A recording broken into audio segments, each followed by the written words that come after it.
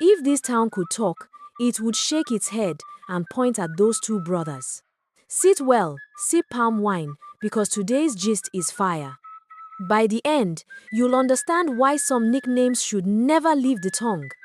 They were born a year apart and grew like dry and rainy seasons. The elder was tall and lanky, bones showing like he was carved from bamboo. People started calling him Stick. The younger was round, cheerful, and heavy-footed like a drum. People called him Goro. Their father hated the names. But one day, a neighbor said it by accident. The boys laughed, and that was the end. Names can stick like red dust on wet feet. At first, they were close. Goro fetched water for Stick every morning before school. Stick mended Goro's slippers when they tore. But slowly, their home turned into a contest ground, and their father became the referee. Stick, run to Baba Musa's house and buy me kerosene. Goro will get tired halfway. Or sometimes, Goro, help me push the cart. Stick's bamboo arms will break. He thought he was being funny, but his words cut deeper than he knew. The brothers began to see their differences as flaws instead of gifts. Goro noticed how tailors admired Stick's shape. Clothes sat easily on him. He moved like the wind, quick, confident. Goro learned early that jokes follow those who are big. Men would tap his belly and laugh. This one eats the village dry. And when he laughed too loudly, someone would add, "Calm down, thunder!" When their father bought fabric for new clothes, he always found a way to compare. He'd say, "I had to buy extra yards for Goro. His belly alone drinks cloth." Then he turned to Stick with a grin. "For this one, half a yard is too much." Even at mealtime, the man would chuckle. "Stick, look at you flat like paper. You eat like a mosquito." Then he'd nod at Goro. "And you, my boy, your cheeks are always ready for a feast." Stick would laugh. Those words stayed. Soon, they began to throw them back. "Don't lean on my stool," Stick would say. "It will snap." "Snap? Your legs will bend first," Goro replied. Everything became a contest. Who swept faster? Who finished errands first? Who the elders greeted? Who the tailor praised? Their mother sighed like someone living between two storms. Stick and Goro carried their rivalry into every corner.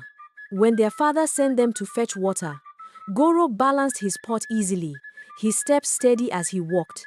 Stick came behind, splashing water at every step. "Careful," Goro whispered once, "before the river decides to follow you home." When it was time to pound yam, the fight became entertainment. Stick's hits were weak. The pestle made soft thuds like tapping wood. Goro's blows were strong. Each pound shook the mortar like thunder. "You're only good at shaking the ground," Stick said. "And you? The yam is mocking you. Look, it's still raw," Goro fired back. Their mother clapped in frustration. "You too. If this pestle had legs, it would run from your quarrels." Neighbors heard and laughed. Children passing by echoed, "Stick Goro."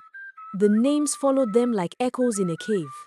The rivalry started to let loose when their father fell ill. It began as a cough that refused to end. At first, everyone blamed the dry harmattan air. But weeks passed, and the man who once lifted sacks of grain easily now lay too weak to sit. The sickness came at the worst time, right when his small grain business was thriving. Buyers waited, money ready. But the man who usually weighed and bargained now lay silent. Their mother stayed home fanning him, boiling herbs, praying. The work fell on Stick and Goro. At first, the villagers mocked. "These two can't share a bucket. How will they manage trade?" But hardship teaches speed. Every morning, Goro would tie his wrapper tight and step behind the cart, muscles straining as he pushed heavy sacks of grain. Dust rose under his feet. Children clapped. "See Goro, strong like three men." Stick walked beside him, hands free, looking almost idle. Some mocked, But in the market, Stick's voice cut through the noise. He called prices, charmed customers, counted change without missing a coin. You want clean grain? Come here fresh as morning dew. Taste it and thank me later. People bought. Some said if not for Stick's sharp tongue, half the goods would still be there. When they got home, Goro carried sacks to customers' houses, sweat dripping but steady. Stick stayed back, cleaning tools and wiping the grain shed spotless. Your arms are too tiny for lifting, Goro teased. And yours are too heavy for scrubbing, Stick replied with a grin. But this time, their words carried no sting, just truth.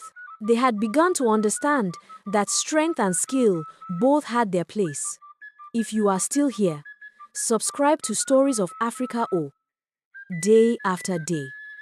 They worked this way. Goro, the strength. Stick, the mind. Their mother, tending to their father, listened from the doorway each evening. No more yelling, only tired laughter and shared jokes. The town noticed. These brothers, one elder said, are like two oxen on the same yoke. One alone can't plow the land. But Stick and Goro didn't care about praise. They were focused on saving their father. Slowly, the money gathered. Each market day, each sale, each delivery, Stick counting coins, Goro lifting loads. They saved every bit. Their mother used the money for medicine, herbs, and the care their father needed. Gradually, his strength returned. The cough faded. His steps became firm again. One bright morning, he stepped outside, leaning on a stick, smiling. My sons kept me alive. Stick and Goro looked at each other. For once, no jokes, no rivalry, only relief and pride. And that was when they finally understood. Stick's sharpness and Goro's strength were never curses. They were two halves of the same gift.